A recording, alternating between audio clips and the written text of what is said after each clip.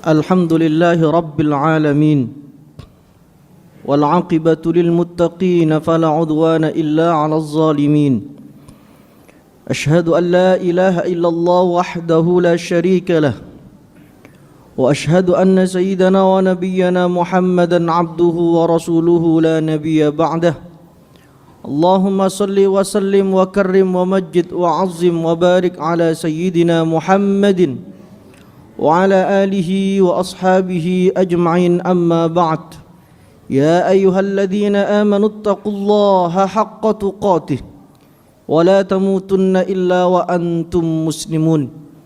Ma'asyiral muslimin, jamaah salat Jumat Masjid Al-Hidayah yang dirahmati oleh Allah, marilah momentum yang mulia ini kita gunakan sebaik-baiknya untuk meningkatkan kualitas takwa kita ke hadirat Allah Subhanahu wa taala. Kita pegang teguh keimanan kita dan jangan sampai kita meninggal dunia di luar kalimat la ilaha illallah Muhammadur Rasulullah. Hadirin yang saya hormati, Rasulullah sallallahu alaihi wasallam merupakan sosok yang terbaik yang kemudian disenandungkan oleh Al-Imam Muhammad Al-Busiri bahwasanya Rasulullah khairu khalqillahi kullihimi, makhluk Allah terbaik. Dalam kitab Bidayatus Sul fi Tafdilir Rasul karangan Al-Imam Al-Izz Ibnu Abdissalam, Sultanul Ulama Izzuddin Ibnu Abdissalam, disebutkan bahwasannya satu ayat sebelum surat Al-Bayyinah Allah mendeklarasikan bahwasannya innalladzina amanu wa aminus salihati ulaika hum khairul bariyah. Sungguh orang-orang yang beriman dan beramal soleh, merekalah manusia terbaik.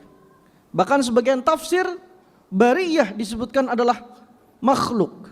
Orang-orang yang beriman dan beramal soleh adalah makhluk yang terbaik.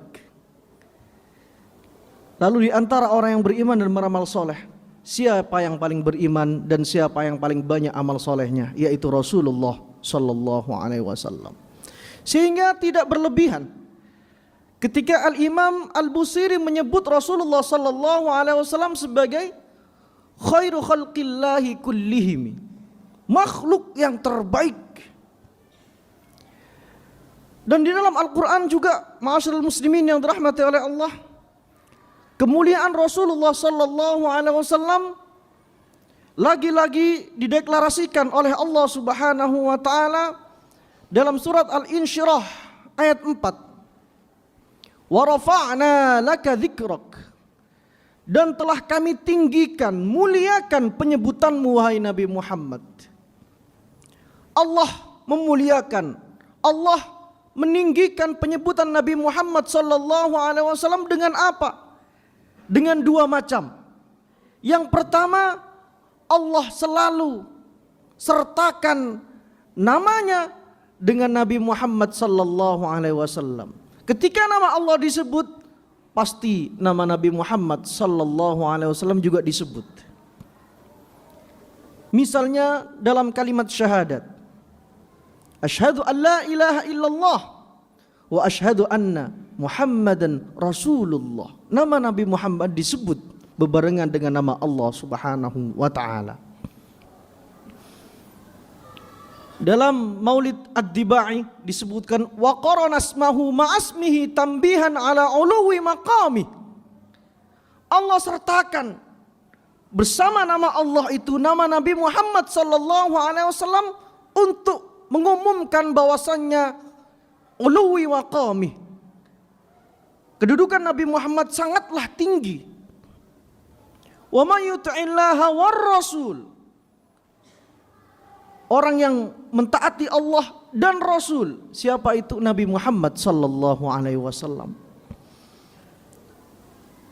Azan, nama Allah dikumandangkan, lalu nama Rasulullah sallallahu alaihi wasallam dengan dua kalimat syahadat tadi. Salat kita tidak akan sah, apabila kita tidak menyebut nama Nabi Muhammad sallallahu alaihi wasallam. Khutbah Jumat ini tidak akan sah apabila tidak bersolawat menyebut nama Nabi Muhammad sallallahu alaihi wasallam. Sehingga para ulama kita, para kiai kita, para habaib kita menyertakan nama Nabi Muhammad dengan nama Allah di musola-musola, di masjid-masjid. Nama Allah berdampingan dengan nama Nabi Muhammad sallallahu alaihi wasallam, karena itulah yang diinginkan oleh Allah Subhanahu wa taala. Kemudian yang kedua, wa rafa'na laka dzikrak. Kami tinggikan penyebutanmu wahai Nabi Muhammad. Apa maksudnya? Allah tidak pernah sama sekali memanggil Nabi Muhammad dengan namanya ya Muhammad dalam Al-Quran. Apabila kita buka mulai surat Al-Fatihah sampai surat An-Nas, ternyata Allah memanggil para nabi dan para rasul lainnya langsung dengan namanya. Ya Adam uskun anta wa zawjukal jannata wa kula minha ragadan haitsu syi'tuma. Wahai Adam, tinggallah bersama istrimu di surga. Ya Nuh bit bisalamin minna wa barakat. Ya Zakaria inna nubasyyiruka bi ghulamin ismuhu Yahya. Ya Yahya khudhil kitaba biquwwah. Ya Ibrahim, ya Musa, ya Isa, semua nabi dipanggil oleh Allah dengan langsung namanya. Namun Nabi kita Muhammad sallallahu alaihi wasallam tidak pernah ditemukan satu ayat pun, bahkan potongan ayat pun Allah memanggil Nabi Muhammad dengan ya Muhammad, tidak.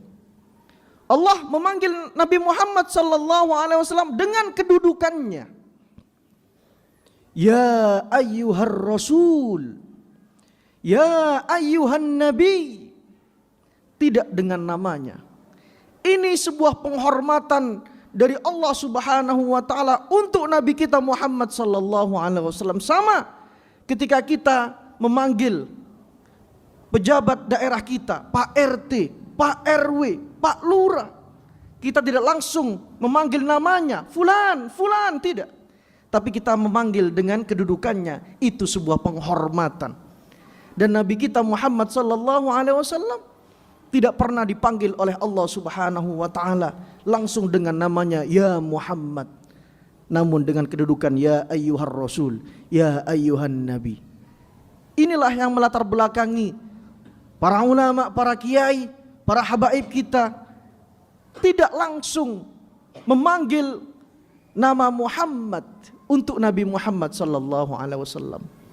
Diawali dengan sayyidina, diawali dengan nabi, diawali dengan baginda dan lain sebagainya, karena memang ada tuntunannya dalam Al-Qur'an Al-Karim.